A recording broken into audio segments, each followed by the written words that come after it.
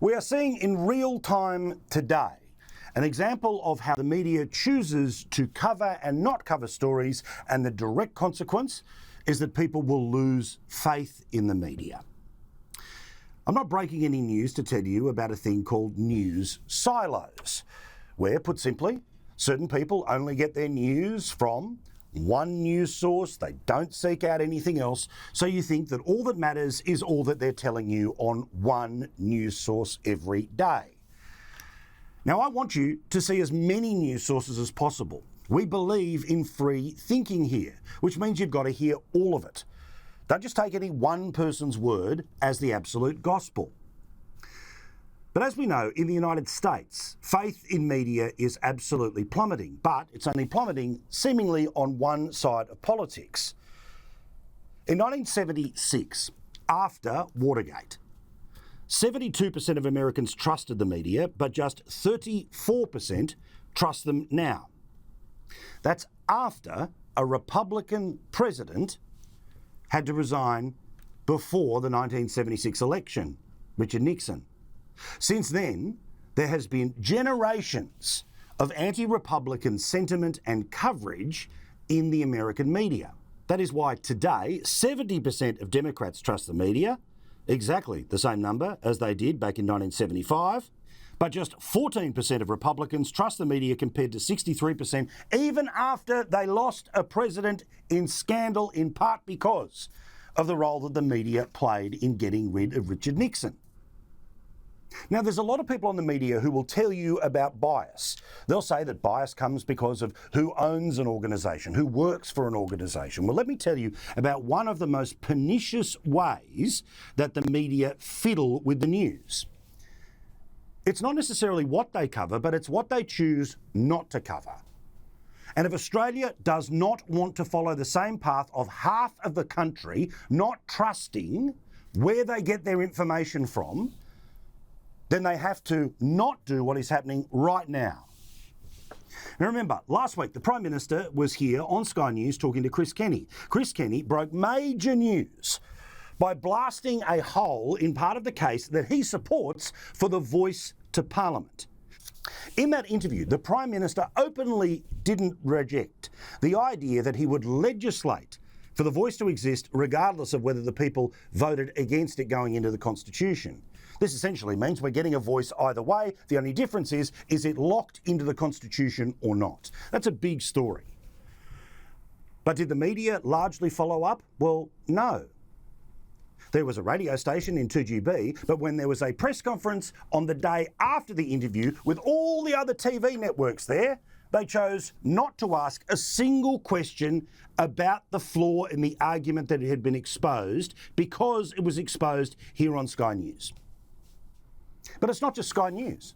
The Financial Review for days and days and days have had front page news stories about how the Prime Minister's office is not releasing his diary.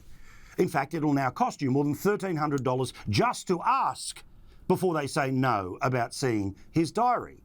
Yet no follow-up anywhere else in the media. This is what I'm talking about.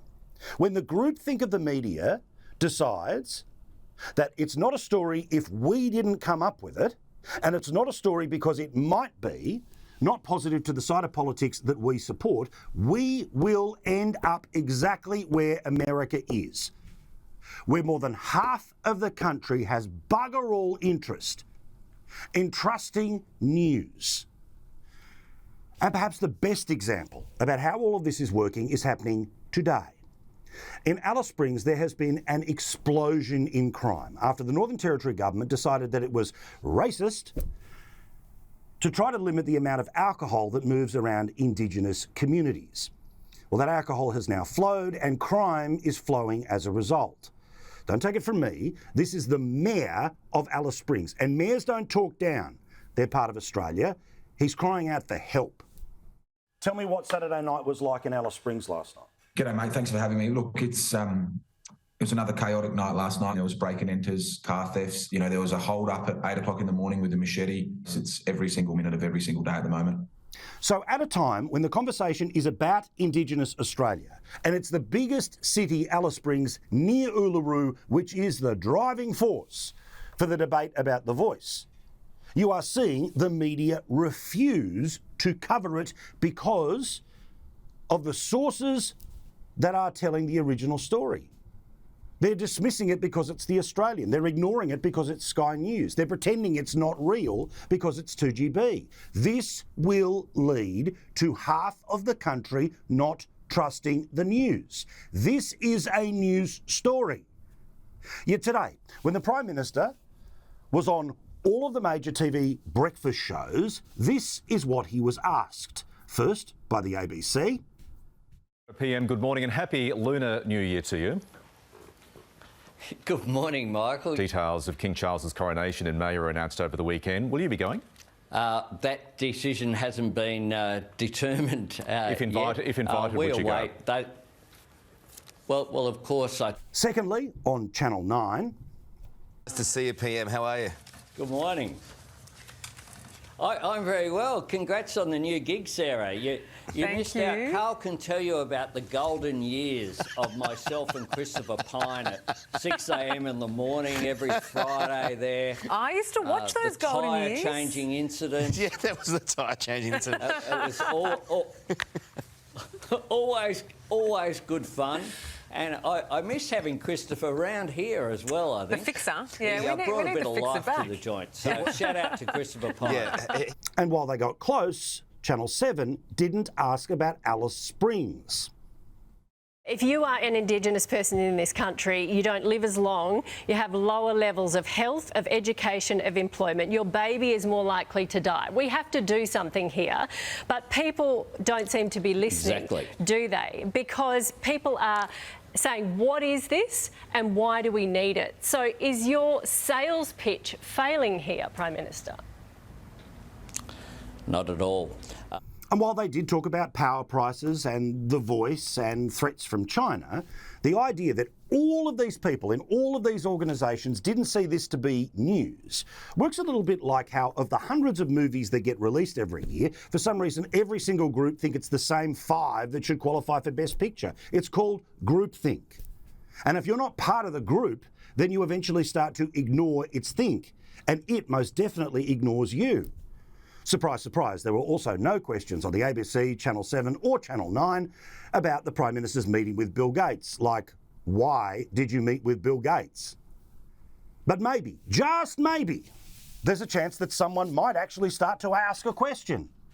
Because not just the Mayor of Alice Springs, not just the Senator from the Northern Territory, Jacinta Nampijinpa Price, not just us here on Sky News, but now the Indigenous Labor MP for the seat of Lingiari that covers Alice Springs is now sounding the alarm herself.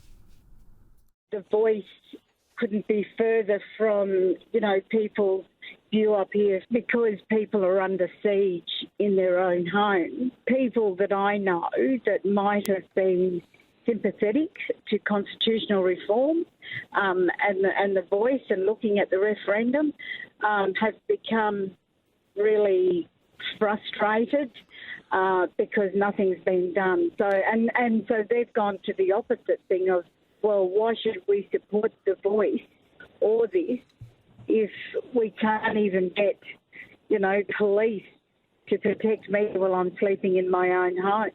So while I will be happy with better late than never, what does it say about the collective brain of the Australian news media that supposedly they care about Indigenous people, but they won't cover a story of a government decision in Darwin that has let the grog flow that now means crime is affecting everyone in the heart of Australia? If we truly want to avoid news silos and half of the country not trusting where their news comes from, we need to cover all stories of importance like this, not just ignore them because of the first people who reported these stories.